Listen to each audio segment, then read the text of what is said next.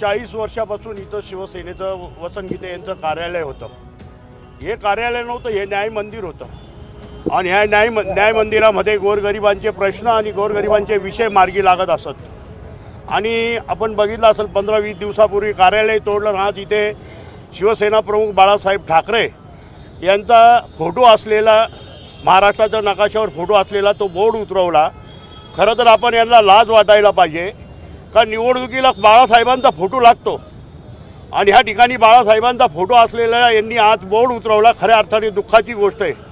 पण जरी यांनी आज इथून जरी वसंत गीते यांचं कार्यालय जरी काढलं असेल तर वसंत गीते यांची लोकप्रियता कमी होणार नाही आणि ती लोकप्रियता येता विधानसभेच्या निवडणुकीत वसंत गीते यांची काय लोकप्रियता ही संपूर्ण नाशिककर जनता दाखवल्याशिवाय राहणार नाही। आणि निश्चितपणे बाळासाहेबांचा जो फोटो काढला याची किंमत ज्या राजकारण्यांनी काढला त्या राजकारण्यांना त्याची किंमत निश्चितपणे मोजावं लागेल। भाऊ, शहरामध्ये इतरत्र मोठ्या प्रमाणात अतिक्रमण आहे, फक्त दिखाऊ कारवाई जी आहे ती शहरात केली जाते, बाकी ठिकाणी मात्र शहरात इतक्या मोठ्या प्रमाणात अतिक्रमण बोकाळलेलं आहे त्याकडे लक्ष देत नाही। पण आपण बघितलं इथे फक्त केवळ सूडबुद्धीने हे अतिक्रमण काढण्यात येतं, हे खऱ्या अर्थाने त्यांचा निषेध करतोय। एबीपी माझा, उघडा डोळे बघा नीट।